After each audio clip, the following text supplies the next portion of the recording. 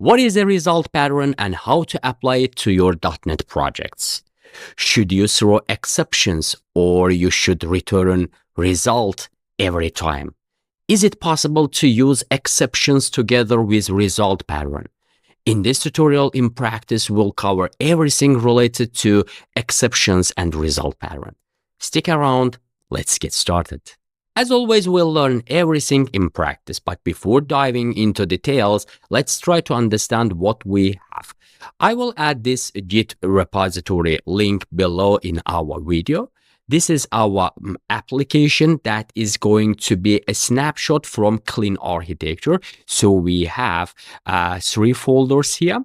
I haven't added the UI stuff. You can use any type of UI, ASP.NET, I don't know, WPF, etc. It doesn't matter. For that reason, I didn't add this UI element here. So we have core folder. In our core folder, we have domain models, repository, abstraction, and service with its implementation. In my case, I will add all the domain models to my domain models project. The domain models from the clean architecture perspective, from the domain-driven design perspective, should be rich domain models. If you are adding anemic models, it means you are in trouble, so you should somehow compensate it. You should somehow have rich domain models to not spread out logics between your layers, okay? We'll talk about it. We have repository abstraction here that is going just a repository contract here. We haven't added the implementation. This is, as I mentioned, like a pseudocode, like a snapshot. We have service abstraction that's going to be the contracts for our service layers, and of course we have service core that's going to be the implementation for service abstraction. And also here we have infrastructure that consists from one project, service external. For example, in your microservice environment, it is possible for you to have synchronous communication between your microservices, and in this case you want to have strongly typed contract to interact with your services. In my case, I have customer service. This is another microservice. I have contract for it in our service abstraction, and this is our implementation to make it strongly typed.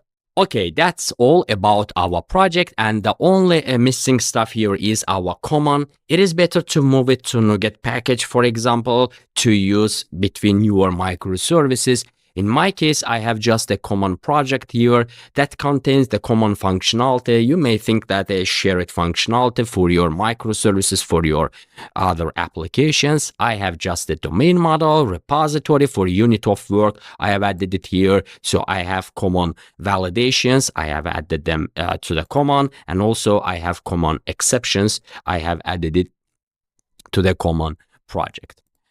So that's about all our application structure. So let's try to understand what is result pattern. And first we need to understand the exception usage, what are the problem with exceptions, and we'll dive into details of result pattern. Okay, so first things first, we have anemic model here.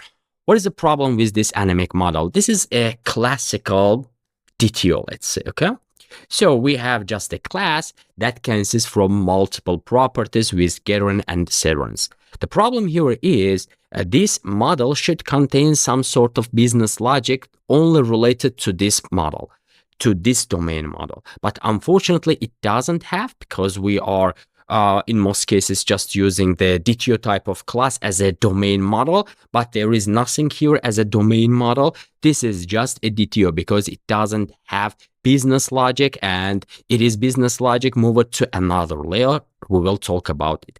And we have iDomain model. This is just a marker interface, contract interface to help us to define our domain models.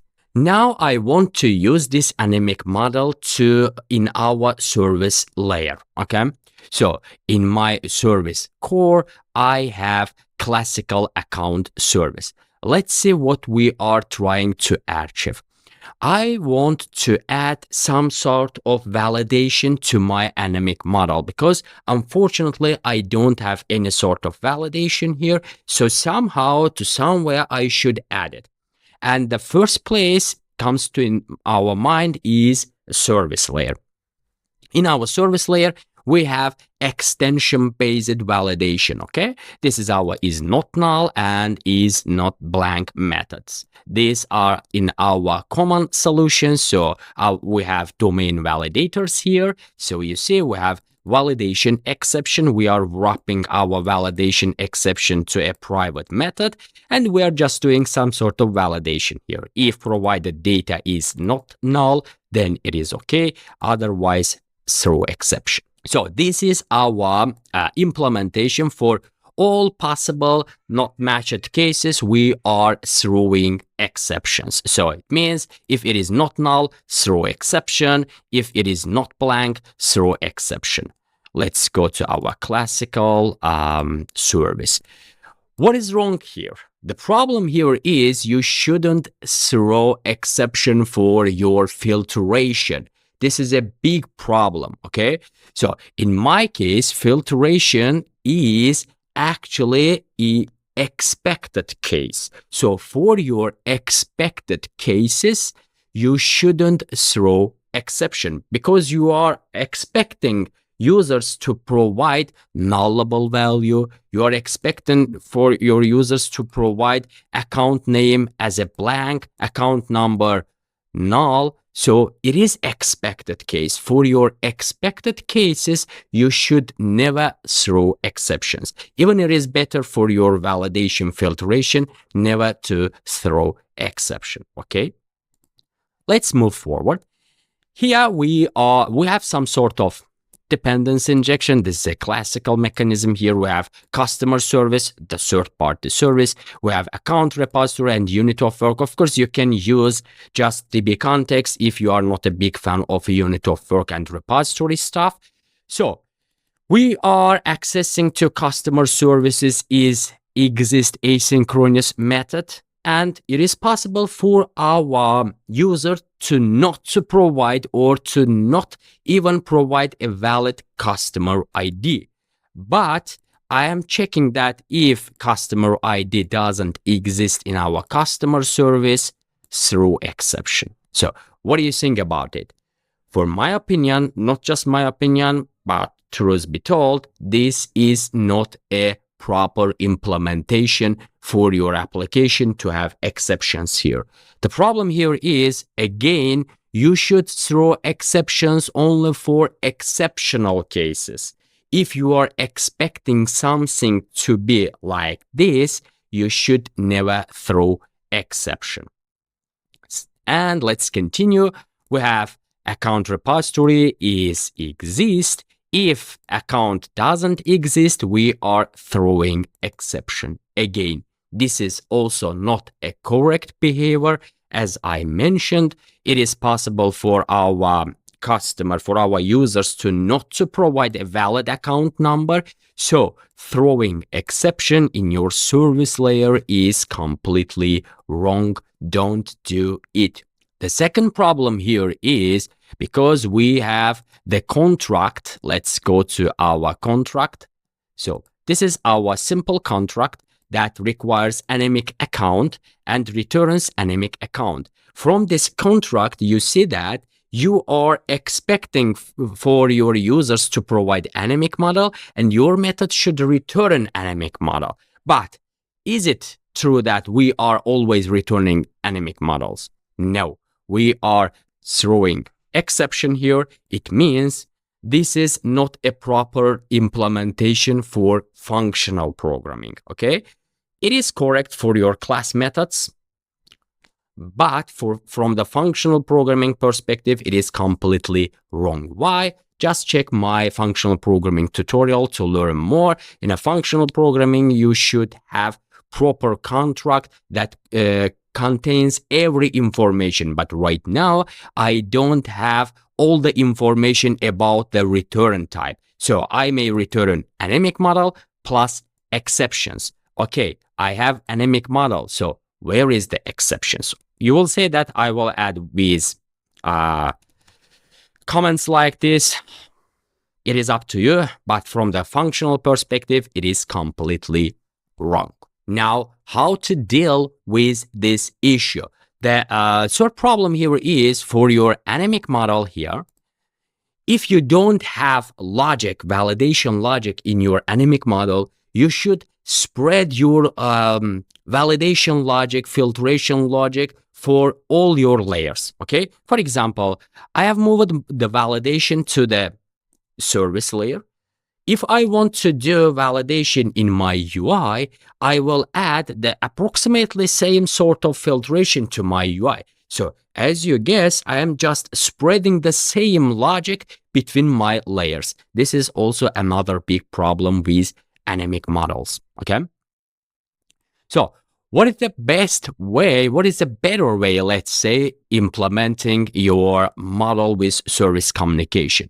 Let's go to our second domain model here. This is our account model itself. So I have the same contract account. In my account, now I have validation. So you see, I have moved the validation to the constructor. It is up to you where to validate, but it should be inside your account because your account's responsibility is to validate its properties. Okay, you may guess that. Okay, we have moved the validation from the service to the domain model. So what changed? In this case, it is completely okay to throw exception. Guess what? Why? Because in our case, this is a part of our domain model contract. This is a precondition. So you should definitely throw exception here instead of returning value. So you may find different videos related to result pattern that explain that domain model should return a result pattern instead of throwing exceptions, but it is completely okay to throw exception because this is a really part of the contract. So you should throw exception here. It doesn't matter you have applied result pattern to your project or not. It is completely okay to throw exceptions in your domain models. The problem here is in my service layer, this is not a part of contract. This is just a filtration. We are expecting that user may provide some invalid values. But if something wrong with your validation and you move it to the account, this is a big problem. So you are in trouble. So you should definitely throw exception here, not in a service layer, because it is just a filtration, but in your account. Let's check our another implementation here. So as you see, we have a second account service implementation here. In my case, I have added the account service here. This is our account service interface. Just add and get by ID implementation we have. We have the same sort of injection here. And I'm just going to show the exact version of it. So you see, we don't have validation here because we moved the validation to our domain layer because it is applicable to have validation in your domain model if it is completely related to your domain model properties validation. And what I have here, if this account is valid, if user could call my service with account, it means everything is okay. If account is not throwing exception, it means everything is okay and I have validated my properties. So there is nothing to validate. The other issue here is we have fixed one part. So you see, I am accepting not anemic model, but anemic account, but just account. The problem here is we still have not honest contract. So in my contract, I have defined that my method will accept account as an argument, and I will return account always as a response. But problem here is I am throwing exception here. This is a big problem. So I should expect that user may provide invalid customer ID, invalid account number. So there is nothing to throw here. Throwing exception here is not a good design decision for your application. If you want to properly apply functional programming principles, you should not throw exception here for your expected cases. To have exception in your application means you have a bug. Is this a bug? No, this is not a bug. So there is nothing to throw here. Okay. So you should throw exceptions only for your unexpected cases. We are expecting this case, so nothing to throw. So how to handle it? Of course, we should handle it using result pattern. Okay. So the short about result pattern, you should provide all the possible values as a response. Right now, I have account information. I am providing account here, but I am also providing exception information here. So it means I have two information for user, but in my contract, I have only one of them. So in a pseudocode implementation way, it should be something like this. I have account, I have exception. So a user should know that we may return account or we may return exception. This is why we are using result pattern. Result pattern contains all the response you need to apply, you need to return to the customer. It doesn't matter if you have error message, if you have valid data, result pattern will encapsulate all this information and you will be able to return the data. Okay. Let's see how to apply result pattern to our project. So let me show you what type of library I'm using in our service abstraction. In our packages, we have C# functional extensions. This is one of the interesting and one of the best functional extensions for C#. You're able definitely just use it. This is a free NuGet package. So here we have a result pattern implementation. Let me show you. For the account service version 2, we have approximately same sort of contract, but with additional result implementation. So you see, now we are not just returning account, but we are returning result with account and error information. So it means I have for success data, I have account. For the invalid data, I have domain error. Let's see what is domain error here. So for the domain error, this is just a simple class that contains error message and error type. So you see we have error message and error type. And also I have static method implementation here. So you see we have here not found and conflict. In my case, it is completely okay for my project. It is completely okay to have enum, okay, with not found and conflict because I have covered all the possible implementations. But if you have more, you can just use additional enum types here or even completely change this implementation. But for me, it is completely okay. For one of our projects, we also used this type of implementation, okay? And now our service will return account information and plus domain error. Let's go for it. Account version 2, we are checking if customer ID exists. If customer ID doesn't exist, we are returning failed information. We are not throwing exception here. We are just returning failed message here, okay? So result.fail indicate that there is no account information, but we should return domain error. So in my case, I have domain not found. For the second method here, account number, we are checking in our repository that account number exists. We are returning the same result here, okay? Otherwise, we will return success information. Let me show you. Here we are returning success information, result success. it has two generic types for success, for invalid. For the success, when you call success, you should provide first type data. So you see account.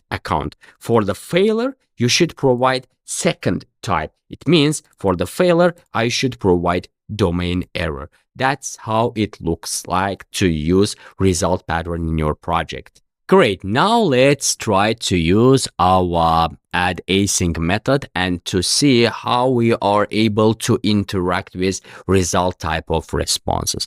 I will just implement simple service here. So let's go to our service abstraction and right click, add new item. Let's call it our transaction service. Okay. This is our transaction service. So transaction service will call our account service. This is going to be a public contract here. Okay, the public contract. And let's say we have task boolean process asynchronously. Okay, for the process asynchronously, let's say we will have account information here, and let's go to the implementation, right click, add class transaction service, and let's implement transaction service, and let's inject our private read-only account service. I guess it is account version 2. And from the constructor, let's inject our account service like this, underscore, and account is account. Let's check our version 2. So in our version 2, we have result, account, and domain error. Okay, and cool. Let's just call our account service dot add asynchronously, and let's add our account. So our add async method will return a result, account, domain error. So let's get it. Account response. Okay, and we should check if everything is okay or something wrong. Account service, account response dot. So you see we have this is asynchronous operation. Let's call it like async dot is success. If everything is okay, is success will return true. So from is success, you will able to get the value.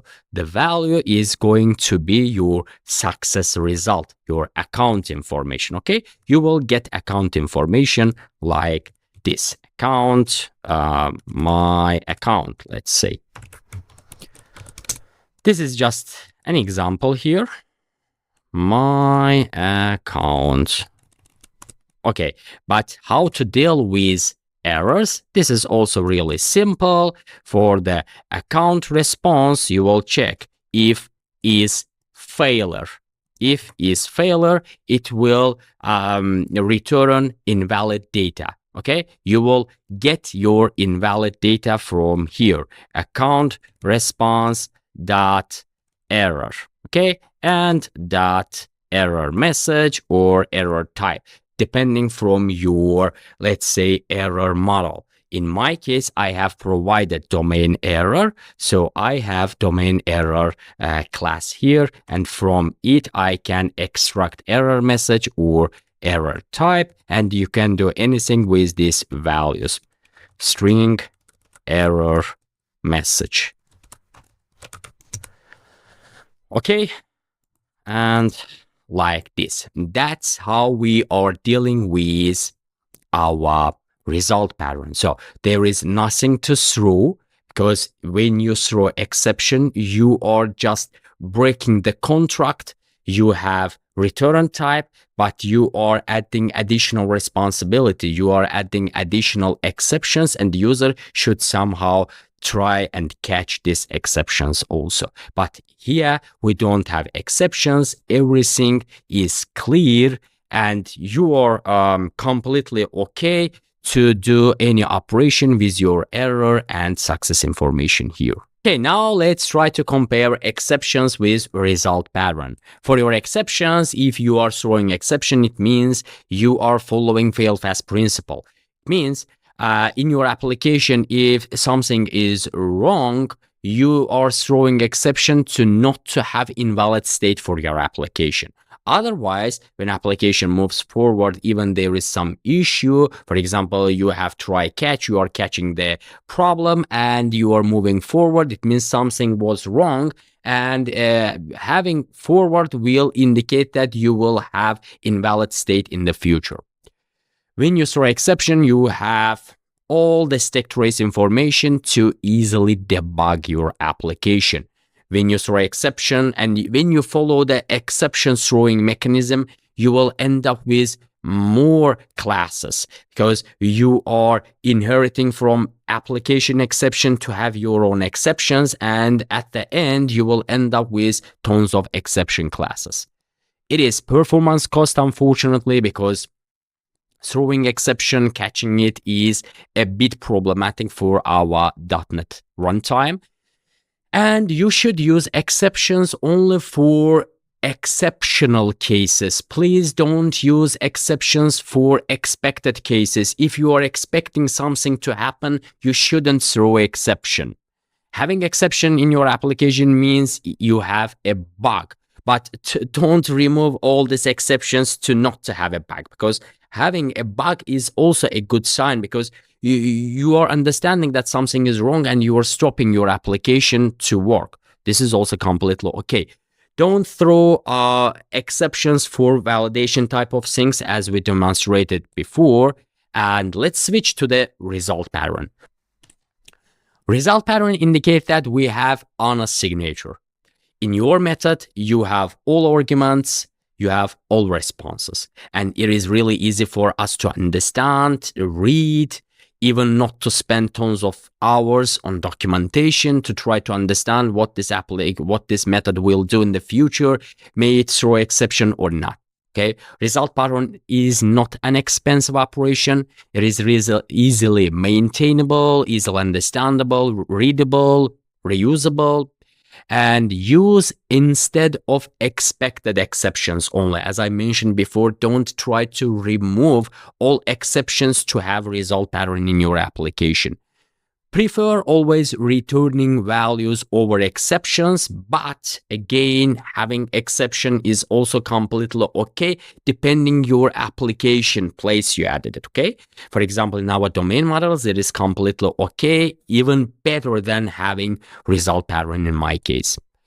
That's pretty much all about our exception and result pattern. If you like my videos, please don't forget to subscribe, hit like button, share, and I will see you in the next tutorials.